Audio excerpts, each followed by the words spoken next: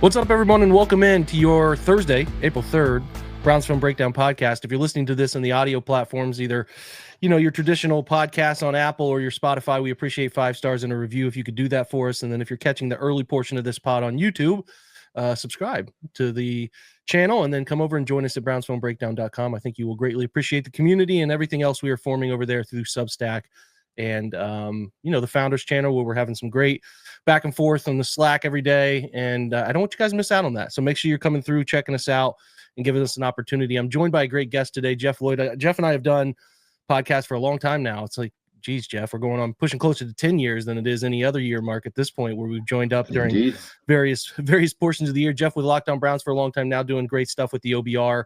Make sure you're checking out his weekly shows that are going on there that are, again, just fantastic stuff. I always appreciate getting Jeff's perspective around this time of year, around the draft, because it's just fun. It's just fun now to be back involved in the first round of it and get some opinions on players that really matter for the draft. So I welcome you in, Jeff, and with a hearty what's up, man? How are you?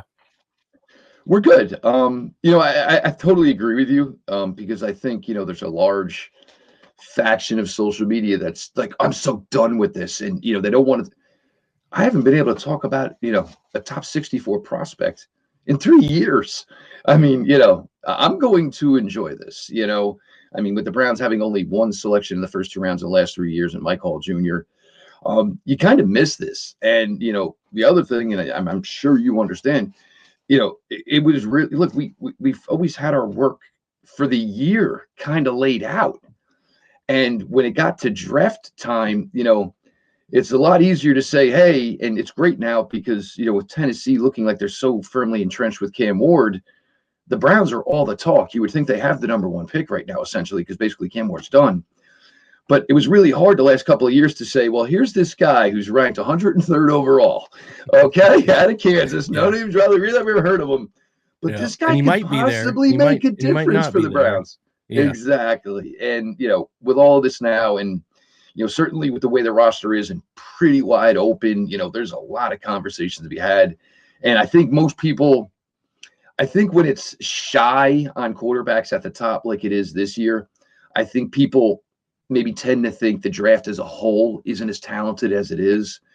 But I mean, when you look at running back and, you look at edge rusher, this is a really, really nice draft class. And, obviously the Browns, their choice was not to be out of it, but it's a good time to be checking back in as far as being active in the NFL draft. Yeah. Some intriguingly deep positions, some bad positions, but that's every class. And I think you'll hear from some folks in the collective that this isn't a deep blue chip class, but like you said, when you're picking second, I think you got a real chance to get whatever of these guys you want. And I think that's probably where we start.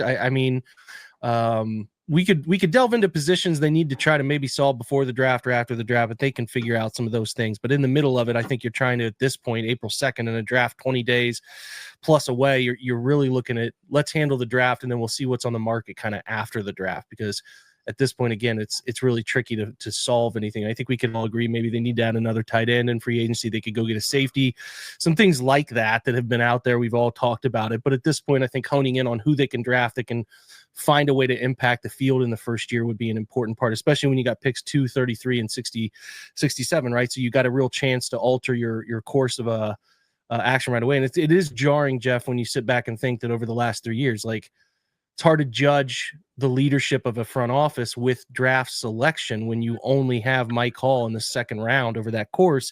So it is going to be worthwhile from an evaluation standpoint to get them back into the first round, second round, the meaningful picks that we expect them to make. So we start with 2.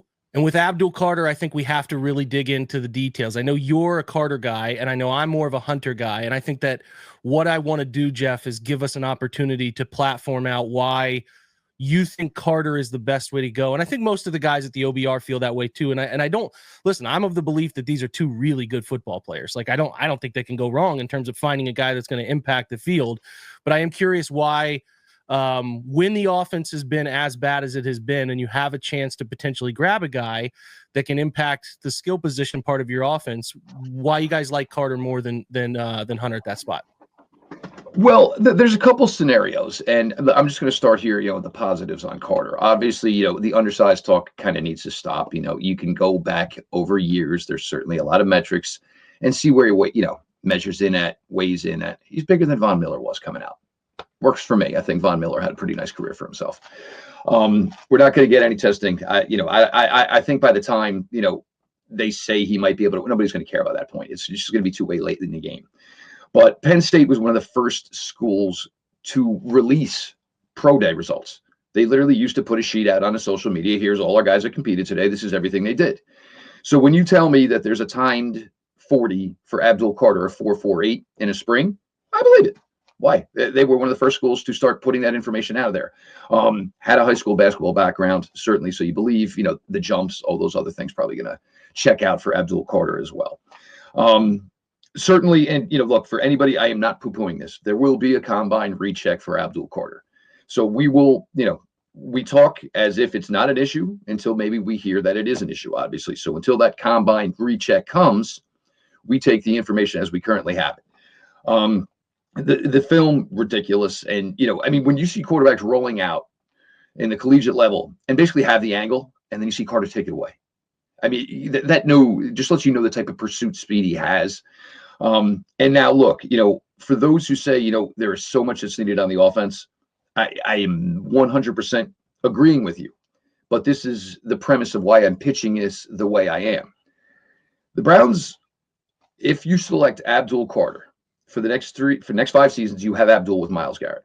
For the next 2 seasons, you have Abdul, you have Myles, and everybody thinks Isaiah McGuire, maybe the pass rush numbers won't come. But he's that technically sound guy. He does what he's asked to do. If you get more sacks out of him, obviously that's gravy.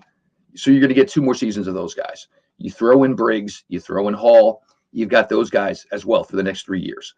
Linebacker room, JOK is the wild card there, and it was nice to get an update that basically there is no update, I guess, which is fine. But there are a lot of, you figure the way the linebacker room works, and, for a team that's analytically driven, doesn't truly value the linebacker position, I'm not too concerned there. Jeff, I don't mean to interrupt you, but the JOK thing, does that feel like this is just a hunch? You remember when JOK came into the league and there was some stuff about his diet? They wanted him to rectify the diet because of the way he was eating vegan and doesn't it feel a little bit like JOK is kind of seeking some non-traditional medical advice on this and is like trying to find some pathways that maybe they don't, what I feel like there's very much a natural healing with him.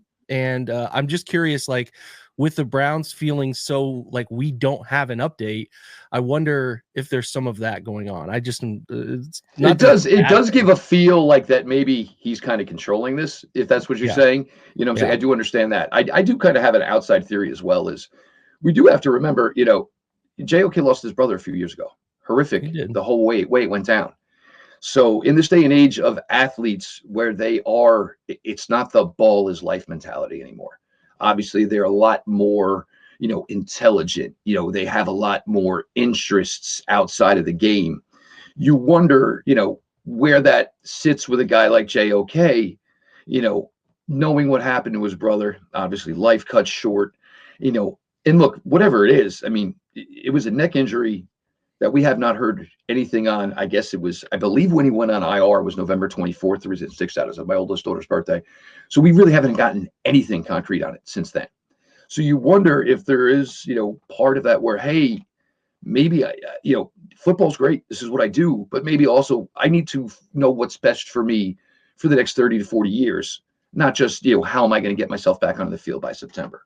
That's my belief there. Yeah. But my point here is if I can draft Abdul Carter at 2, if I'm in that room with Andrew Berry and everybody else, I say, guys, look, here's what I understand about our offense. There's going to be 9 new starters on offense between now and next offseason. You basically figure Judy will be a returning starter for 2 more years, and David Njoku most likely as well. This year, you are extremely void right now of skill talent. We still need 3 quarterbacks in here somehow, some way to get to training camp. With Nick Chubb still out in, limbo, until he's here, it doesn't count. So you need 3 running backs. 1 wide receiver, 2 would probably be ideal. 2 tight ends. However, and keep in mind, this is not just draft. This is, but it's getting late, obviously, if we're talking about this free agency. You're certainly looking to draft another offensive tackle here. So the way I'm looking at it is if I'm the Browns, and I'm fighting for Carter, give me Carter at 2, because I kind of understand. I'm going to the way back of the need line here for a while, because you need to fill in all this skill. And with 33, which could be going north, could cost you a pick or two, 33, 67, 94, 104. Go ahead. All offense. Do what you got to do there. But now you got to keep in mind, once you get through this draft and the finalization of the offseason and getting this roster to 90, you're already peeking ahead to next year. And of what is today the projected starting offensive line for the Cleveland Browns for 2025, only one of them has a contract of 1 year for 2026.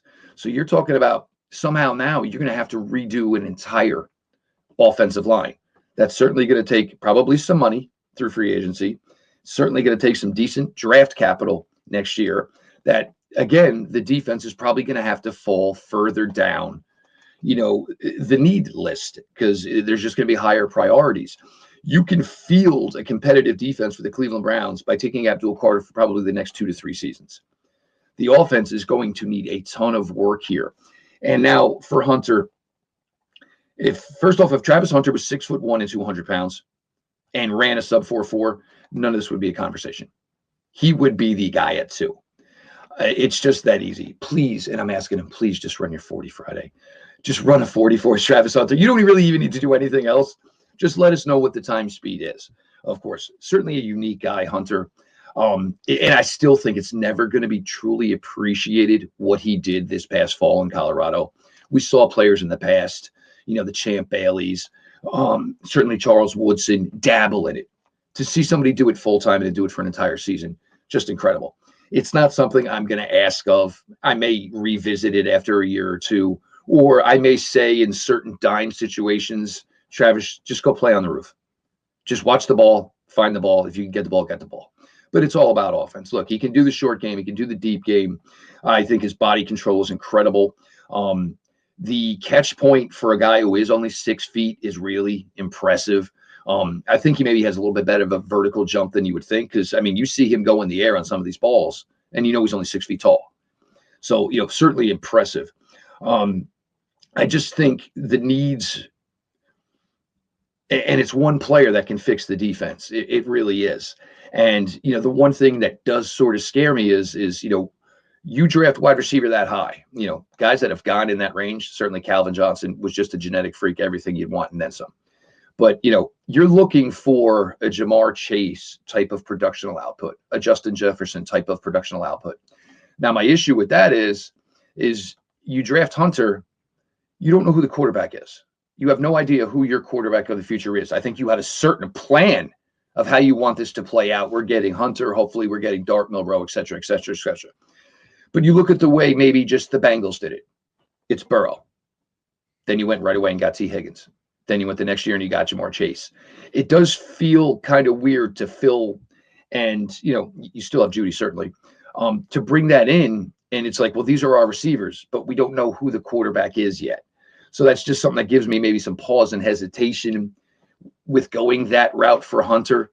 But, for me, it's, if I bring in Carter and, and then the defense has just got to understand this is what you got. This is what you're getting. Granted, you're going to bring in a safety somehow, some way, a veteran, probably maybe draft one as well. But there's not much more that's going to need to be attributed to the defense, which is good, because the needs are certainly much larger on the offensive side of the ball. Yeah, no doubt. There's a pathway to taking a lot of offense this year. I am, open to the idea of Carter. A lot of good things you noted there about Travis Hunter, and especially I think the Browns defense is conducive for a pathway for a guy to play 10 to 15 to 20 snaps there, because they don't. As far as schematics go, we've kind of lamented this a little bit about Jim Schwartz, but they don't make them think. The corners are usually in a variation of press man with either outside a line or inside a line based on what their deep portion coverage help is. More normally they're funneling guys inside, and they play some basic zone stuff. So yeah, as far as like, hey, we don't need you to be able to disguise, play palms, play, 7 locks, stubby stuff like that. defensively, we need you to play 10 to 15. Maybe we want you to cover Malik Neighbors anytime they're in this look, like we're going to put you on the field and try to give you a chance to play him one-on-one in the slot or whatever. So yeah, I do think it's fascinating, and it's a big week this week for Colorado, and we'll see what things look like for Travis. And obviously the time they spend out there's a lot to be known, but it isn't the bare minimum, whether you're on the side of Carter or whether you're on the side of Hunter, you're getting a really good football player. That's the good thing to remember, no matter what side you're on that. Okay, I want to platform Jeff real quick. Some other guys you love. I know there's a safety you love. Talk to me about Kevin Winston there, the guy you a little underrated because he missed some time. So I know you want to talk about what he could add to the room, maybe in the middle rounds. Yeah, and for Cleveland, this is something where maybe let's draft a safety, because obviously between John Johnson III and certainly between Juan Thornhill, you put out the contracts. Obviously, they came in as guys that you expected big contributions from, and neither one of them necessarily worked out. Different reasons. Yeah. John Johnson III was asked to do things that he just wasn't doing with the Rams. He just wasn't a traditional free safety. Juan Thornhill, I mean, you can say the calf, but, you can also say, were there effort questions, tackling issues. He didn't seem to have the ball skills, travel from Kansas City to Cleveland, all things. So why don't you go with the approach of let's not spend money. Let's use a draft allocation here and maybe do this the correct way, and, have a player come in, hopefully develop. Winston is 6'1", 215 pounds, sub 4'5", less than 6 months after an ACL injury. I don't even know who let him run, to be completely honest with you, because it does seem crazy that they let him run less than 6 months out, but breaks 4'5". You see, the physical traits are there. Penn State finally got some sort of success out of all these athletes they've been churning out for years over there in Happy Valley. And I think this is a guy where you can kind of mix and match with Grant Delpit, and you certainly have Hickman, who can certainly go back and, play, certainly just some free here. Guys who can attack closer to the line of scrimmage, 6'1", 215, matches up a little bit better when you're asking for a coverage assignment on a tight end. The thing is, I probably don't know where he goes because you're coming off the injury. If he had gone through the workouts, he probably would have blew everything out of the water. The production's not ideal, and that's probably why he ends up in that latter day 3, maybe even early, latter round 3, early day 3 range. But I would rather go this approach with the safety, where we bring a guy in and we try to groom him into the system, as opposed to what they did the last couple of years and just, going out, signing a name, and then taking basically what you saw of the guy in his career in his former home, and then basically asking him to do something that you never saw him do, or, asking more. I think he's just, he's got that factor and just the size, certainly the athletic traits. And I think one of the things we talked about, not so much in 24, but in 23, one of the things that really stood out for me in 23 is, even if a guy on the Browns missed a tackle, it was a yard the guy got, maybe 2, because they were so fast and they gang tackled so well. It was always has to the ball, Jake. 24, It was more of, hey, tackle was missed, and now this 4-yard crossing pattern turned into 13 yards, or the rush that would have been 4 yards turned into 9.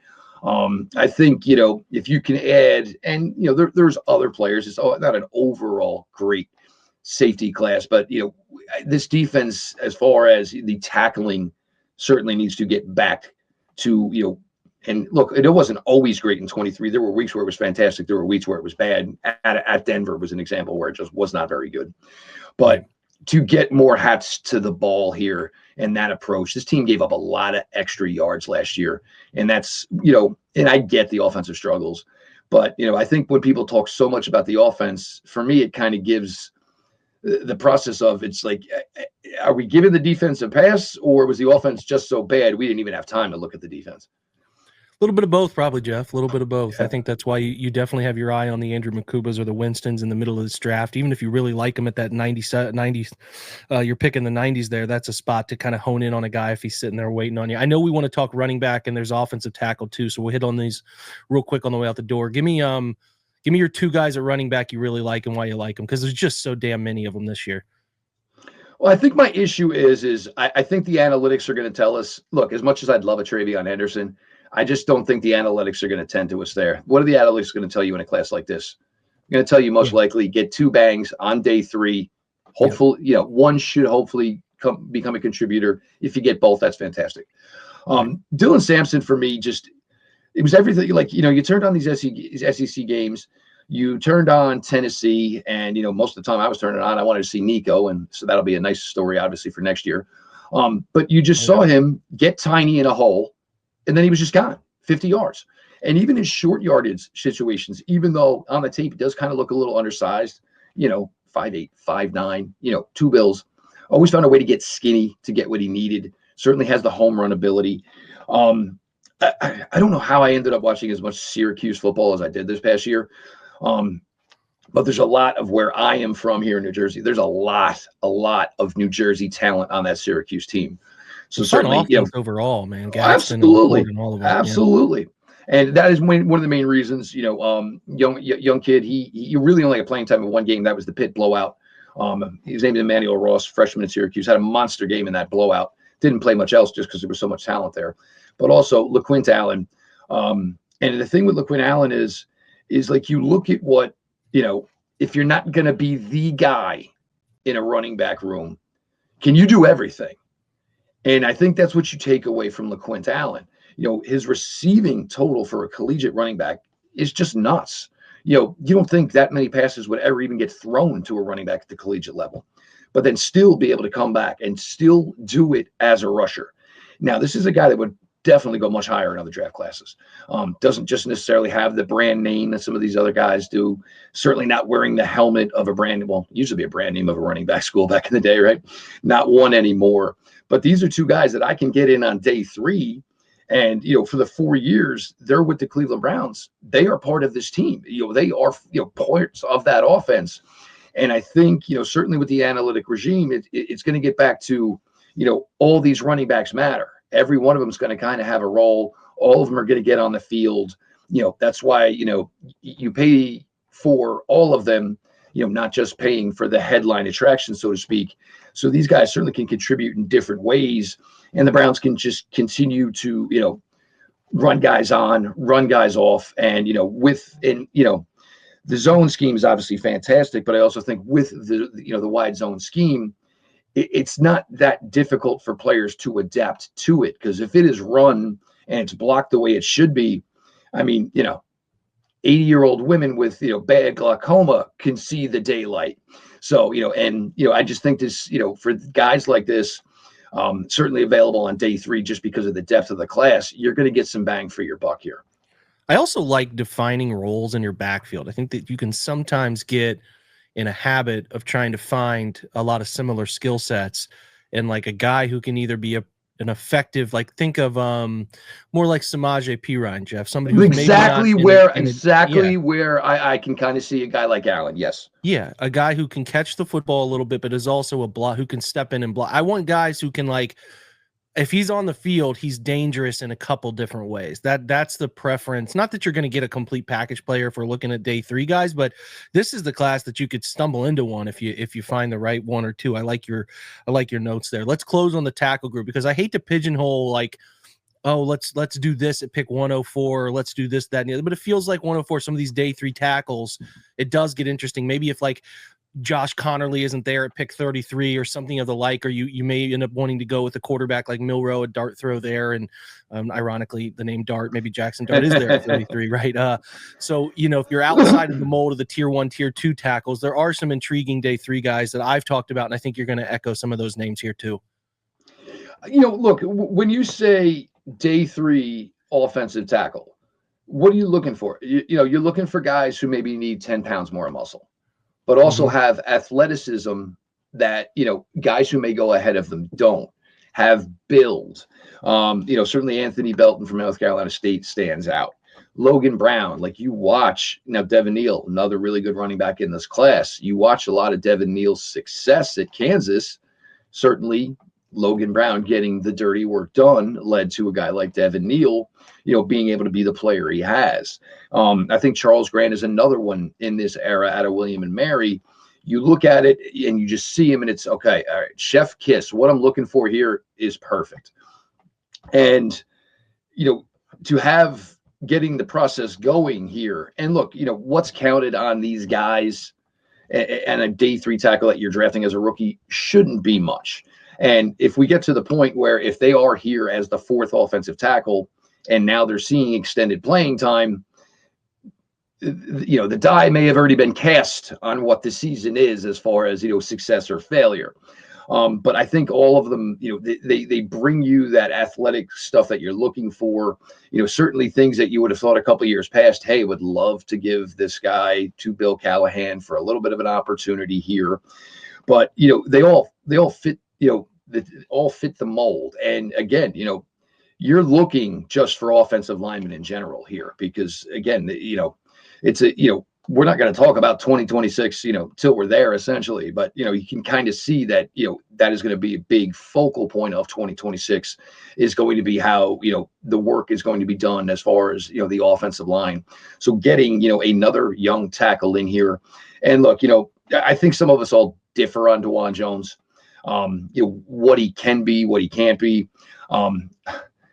If you tell me, hey, could he just be Jed Wills on the successful plays where he cared, on the successful reps, and, it's going to take a day and a half to run around DeJuan Jones as long as he's taking his drops correctly. The run blocking is never going to be elite. He's just too big. And this is probably why the left side makes more sense for DeJuan, because of the amount of things they like to do to the right side.